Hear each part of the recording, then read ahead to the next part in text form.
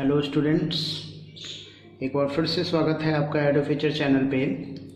आज हम लोग क्लास 9 का जो टॉपिक मैं आगे बढ़ा रहा हूँ वो है force and laws of motion. इसके पहले का वीडियो आप ज़रूर देखो, उसके पीछे मैंने आपको Newton's second law of motion मैंने बता दिया था और उससे रिलेटेड वेरियस जो डेरिवेटिव्स थे उसको मैंने आपके सामने डील कर दिया है।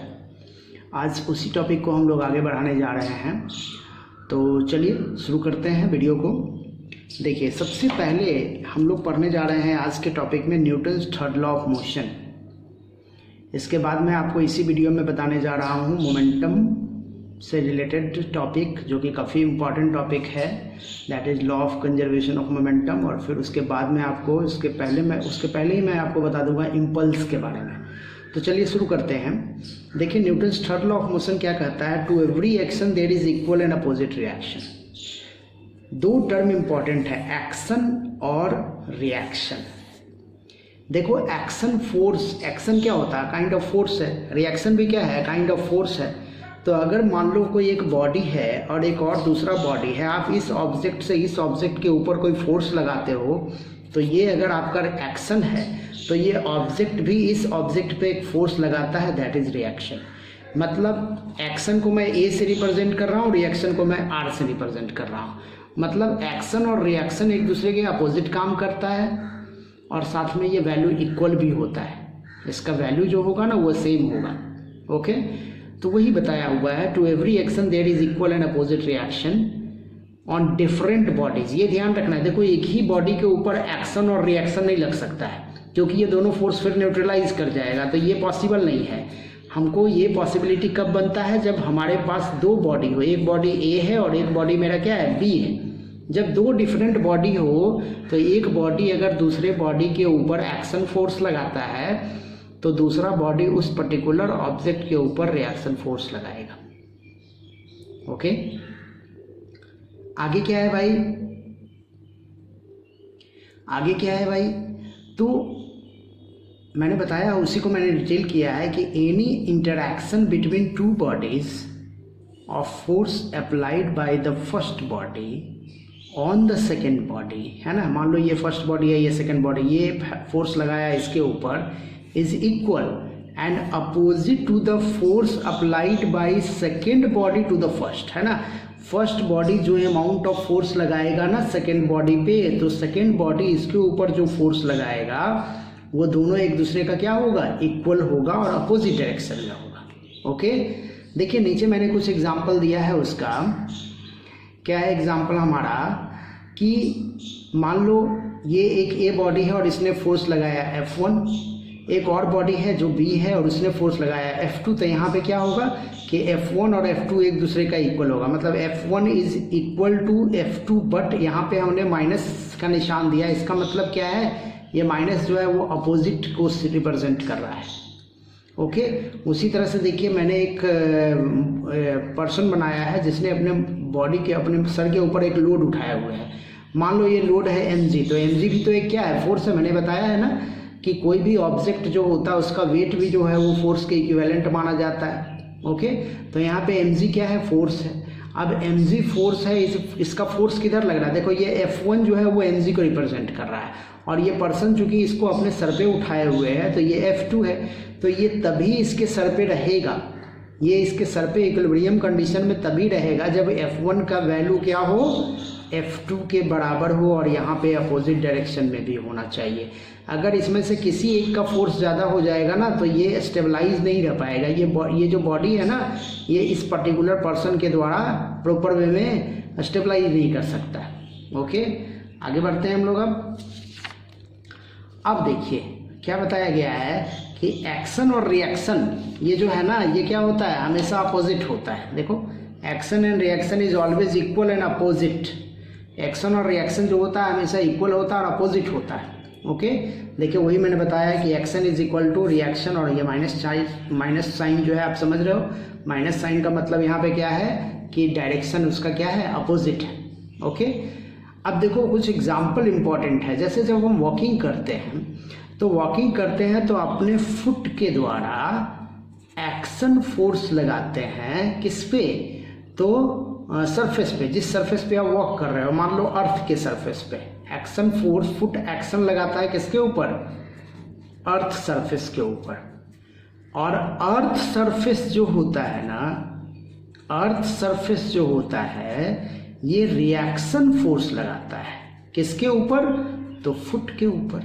अब देखो तो हमारा फोर्स लगा अर्थ के ऊपर एक्शन के रूप में, और अर्थ का फोर्स लगा हमारे ऊपर रिएक्शन के रूप में, जिसकी वजह से हम आगे की तरफ बढ़ पाते हैं। यही वजह है कि हम आगे की तरफ मूव कर पाते हैं। उसी तरह देखिए jumping from boat near the shore, मैंने एग्जांपल दिया है। तो मान लो कि एक बोट है, मान लीजिए एक बोट है, और इस बोट, ये बोट है आपका, और यहाँ पे मान लीजिए शोर का रीजन है, शोर रीजन है। अगर आप इससे इस पे जंप करते हो तो देखोगे बोट जो होगा उसका डायरेक्शन क्या हो जाएगा, इस तरफ भागेगा। ऐसा क्यों?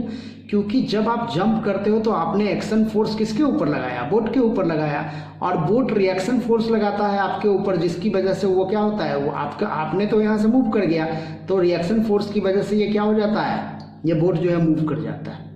ओके, तो ये सारा एग्जाम्पल जो मैं बता रहा हूँ, ये सब एग्जाम्पल किससे रिलेटेड है, न्यूटन्स के थर्ड लॉ से रिलेटेड।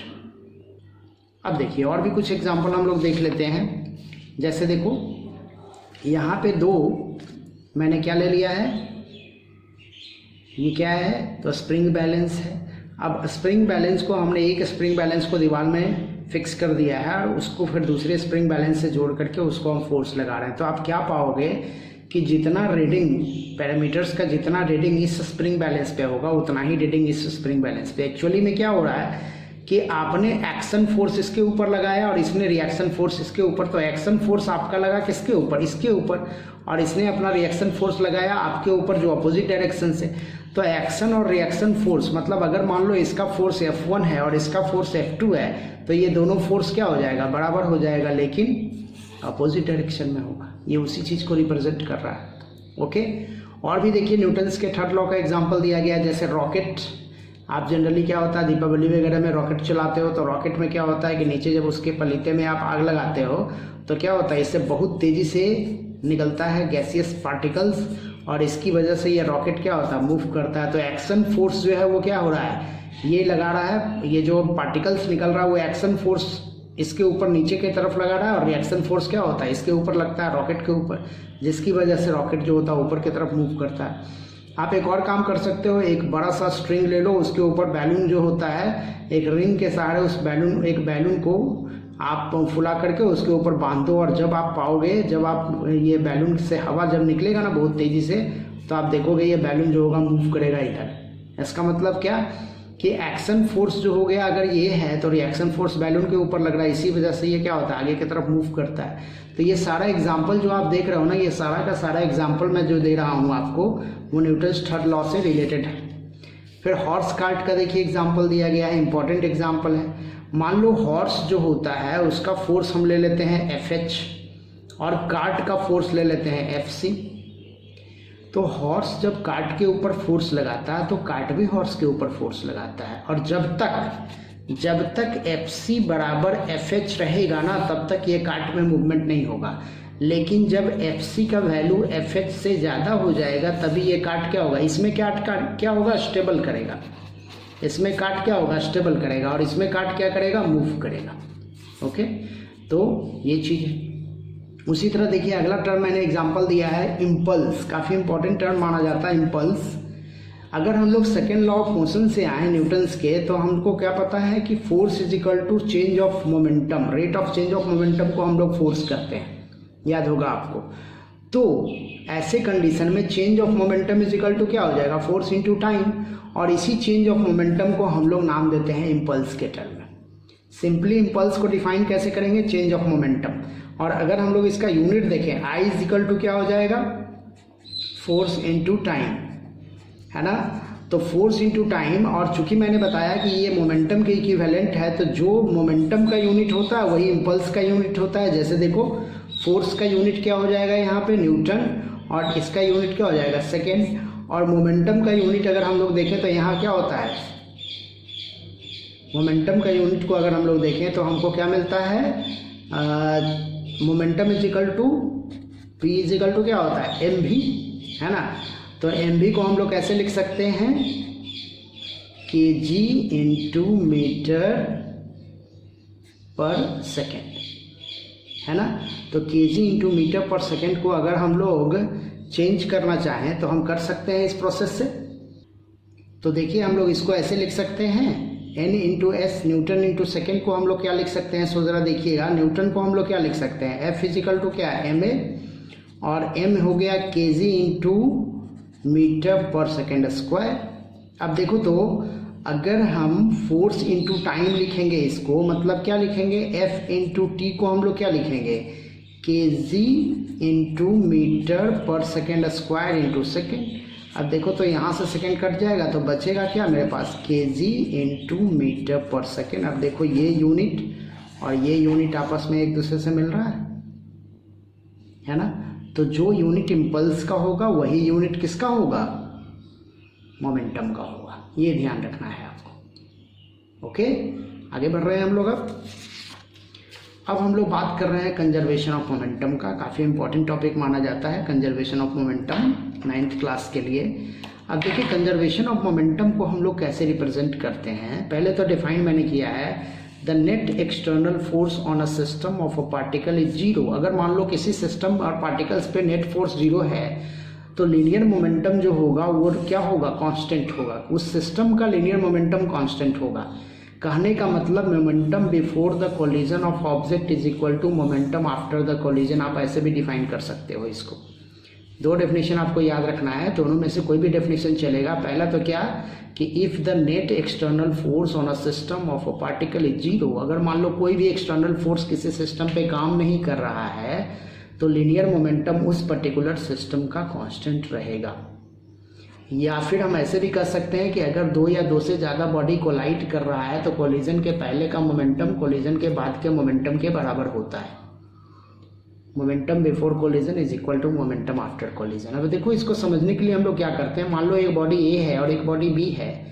मास ए का क्या है m1 और m2, इसका मास क्या है m2। अब हमने क्या किया है, ये u1 वेलोसिटी से और ये u2 वेलोसिटी से टकराया, एक दूसरे से कोलाइड किया। तो जब ये एक दूसरे से कोलाइड किया उसके बाद कोलिजन के बाद ए की वेलोसिटी हो गई v1 और बी की वेलोसिटी हो गई v2 और उसका डायरेक्शन भी बदल गया है। ओके, तो कोलिजन के पहले का जो वेलोसिटी था वो था u2 और u1। ए का था u1, बी का था क्या u2, और कोलिजन के बाद का वेलोसिटी हो गया v1 और v2। ओके, अब इसी चीज़ को हम लोग आगे बढ़ा रहे हैं। देखिए क्या कहता है कि let a body of mass A, जिसका मास क्या है m1 with initial velocity u1, a body of mass b, mass हो गया m2 विथ इनिशियल वेलोसिटी क्या हो गया u2। Both of the body collide together after time t। जब कोलिजन हुआ उसके बाद वेलोसिटी ऑफ a हो गया v1 और वेलोसिटी ऑफ b हो गया v2। तो देखिए तो initial momentum of body A जो होगा वो क्या हो जाएगा m1 u1 और initial momentum of body B जो होगा वो क्या हो जाएगा m2 u2। अब आगे बढ़ते हैं। देखिए अब चूंकि फाइनल मोमेंटम आफ्टर टी अगर हम लोग देखते हैं, टी टाइम के बाद का जो मोमेंटम जो होगा, ए का पहले क्या था m1 u1 और बी का क्या था m2 u2। तो